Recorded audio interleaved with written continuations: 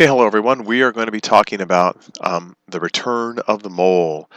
Fun with stoichiometry, and here's our little friend the mole because, he's back. All right, so let's get started with some definitions. This word stoichiometry, I've thrown it around a couple times. It's actually a Greek word, or it's based on Greek roots. And metry means measurement, and in this case, stoicho or stoichio refers to quantities from quantities of reactants and products. So the definition, the textbook definition for stoichiometry is the calculation of the quantities of reactants and products in a chemical reaction. All right. So and then there's another kind of another definition would be where stoichiometry refers to the relationship between reactants and products in a chemical reaction. So we're going to be looking at balanced chemical reactions and using the calculating quantities of one given the amount of another, and we'll see how that works in some examples. So if we looked at a balanced chemical reaction, how would we know the number of moles of reactants and products that were involved? Well, those wonderful coefficients that you created when you balanced the equation in the first place, those coefficients, those numbers you put in front of each reactant or product, those tell us how many moles of reactant and product are involved. Here's an example reaction. We'll be using this reaction a lot in this lecture. So this is the creation of water, H2O, from hydrogen gas and oxygen gas. When you balance this chemical equation, you see that there are two molecules of hydrogen reacting with one molecule of oxygen to create two molecules of liquid water. All right. What I'm telling you now is that these coefficients also tell us the numbers of moles involved. And that kind of should make sense because if you remember, a mole is really just a way of saying a whole bunch of things at one time. It's a way of counting large numbers of things. So this could also be translated to 2 moles of hydrogen gas react with 1 mole of oxygen gas to produce 2 moles of liquid water. All right. And so the power of the coefficients that come out of a balanced equation is shown in a mole ratio. All right, so a mole ratio is a comparison of the numbers of moles of the compounds involved in a reaction. Let's see, and we'll see some examples of that in a second. But if you know the number of moles of one substance in a balanced chemical reaction, for example, in that previous reaction that I showed you, if you knew how much hydrogen you were starting with, you could calculate the amount of water you would end up with by using mole ratios. So that's what this says. The balanced chemical equation will let us figure out the number of moles of all the other substances of a reaction given one single starting point. Let's see how that works out. So here is our balanced chemical reaction. And we're going to try to figure that just as an example. We're going to make different mole ratios from this chemical reaction just that you can see what that really means. So one mole ratio, so remember a mole ratio connects one compound to another compound from the reaction. So one example of a mole ratio is 2 moles of hydrogen for every 1 mole of oxygen. All right? That's one possible mole ratio that you could use from this reaction. Another one is kind of the flip side of that, 1 mole of oxygen for every 2 moles of hydrogen. And I'm writing these ratios here. Another ratio would be 2 moles of hydrogen for every 2 moles of water. So in other words, for every 2 moles of hydrogen you use up, you produce 2 moles of water. And the flip side of that is also true. For every 2 moles of water you produce, you use up 2 moles of hydrogen. Do you see how this is working? And of course, every combination is valid. So there's also a ratio that you could write connecting 1 mole of oxygen to 2 moles of water, or 2 moles of water to 1 mole of oxygen. All right.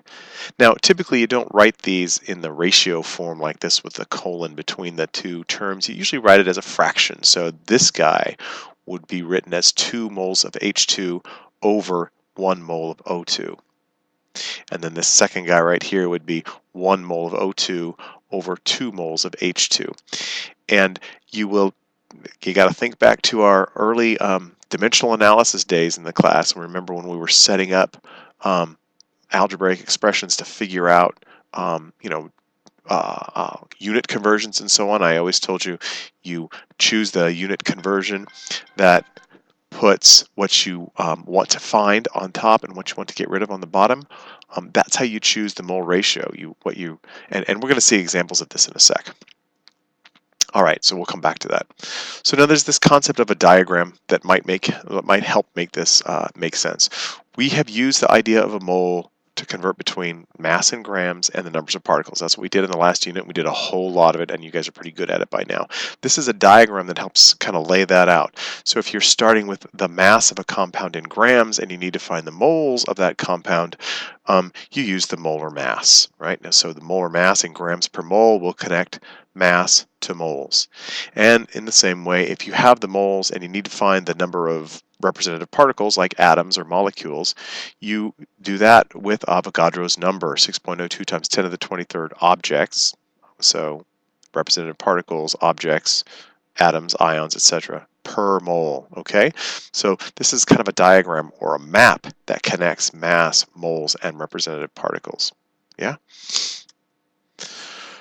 So, and of course, let me go back for a sec. This let us convert the mass of a compound to the number of moles of that compound or the number of molecules of that compound. It's all for one specific for one given compound. We're going to expand that now a little bit to go from one compound to another compound using that mole idea and our balanced chemical equation. So now we're going to convert from one substance to another using mole ratios. Let's rearrange that diagram a little bit to make it all fit onto one slide. Here's our moles of compound, and here's our mass, and here's our representative particles, and they're still connected in the same way. I just reconfigured the diagram. And you'll notice also that I'm not just saying the mass of compound, I'm saying the mass of compound A, or the moles of compound A, or the representative particles of compound A. All right? And these are still connected just like they were before by molar mass. Mass and moles is connected by molar mass. We use Avogadro's number to get from moles to representative particles. All for compound A. Well, of course, the same thing would be true for a different compound, compound B. So the moles of compound B are connected to the mass of compound B by the molar mass and to representative particles of compound B by Avogadro's number. So that's just like a second version of the molar map. We're going to connect the two of them here. And I know this looks a little complicated at first, so let's walk through it. So here is our compound A. Let's think back to our example where we were making liquid water from hydrogen and oxygen. Maybe this compound A is the hydrogen in that reaction, and compound B is the oxygen in this reaction, in that example reaction. You can connect the mass of the hydrogen to the number of moles using the molar mass. You could connect the number of representative particles, for example, molecules of oxygen in that reaction to the number of moles using Avogadro's number. So but now what lets us bridge the gap between these two compounds is a mole ratio. So like that came up earlier in the presentation. So we have a mole ratio here. If we're starting with moles of compound A, and we want to find the moles of compound B, we're going to connect that with a mole ratio that puts the moles of compound B on top and the moles of compound A on the bottom. Because then when we multiply moles of compound A times this ratio, we'll get the moles of compound B, and the units will cross out, and everything will be happy. Similarly, if you had the moles of compound B and you needed to get to the moles of compound A, you would do the same kind of thing, but the ratio would be flipped over. All right, so look at that, think about it, and we'll see an example. Oh, important point. Mole ratio, you can't find a mole ratio unless you're starting with a balanced chemical equation, so that's kind of important. So what? Well, let's see some examples. I kind of flipped around our chemical reaction a little bit, so just to kind of stir things up, make it a little more interesting. Here we're looking at the degradation of water, the decomposition of liquid water into hydrogen gas and oxygen gas. It's the same reaction, I just turned it around. So a balanced chemical equation is 2 moles of water decomposed to form 2 moles of hydrogen gas and 1 mole of oxygen gas. So there are 2 moles of water, 2 moles of hydrogen, 1 mole of oxygen. All right? So every time you use up 2 moles of water, you get 1 mole of oxygen. So you can make a mole ratio, for example, between water and oxygen, where that shows 2 moles of H2O over 1 mole of O2, for example. All right?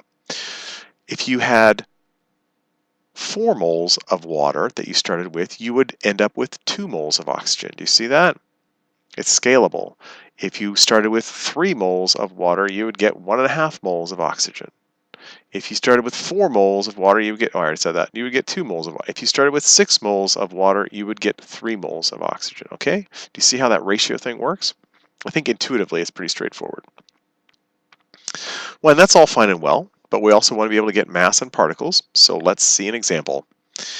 If you started out with 27 grams of water and it decomposed completely, how many moles of oxygen could you produce? Well, here's how that equation works out.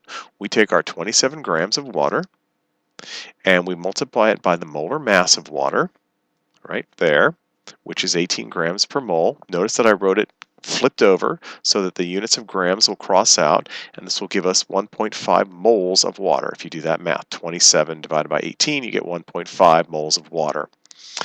And then we use our new concept, the mole ratio, from our balanced equation that tells us for every 1 mole of water, we need for every 1 mole of oxygen, we need 2 moles of water. So we write this ratio with the thing that we want to find on top, right here, moles of oxygen on top, and moles of water, which is what we have, on the bottom.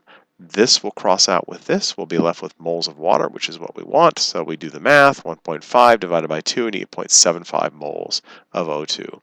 So that's an example of how you can convert grams of one thing to moles of another thing from a balanced chemical equation using molar mass and mole ratio. We could take this further. If this question had asked how many grams of oxygen, we could then use the molar mass of oxygen to convert this 0.75 moles into grams of oxygen. We could also have converted it into molecules of oxygen using Avogadro's number instead. All right, so we'll see all those kinds of examples when we start doing these worksheets and so on. All right, so for this particular example, here's our final answer. How many moles of O2 would you produce? You would produce 0.75 moles of O2. Okay.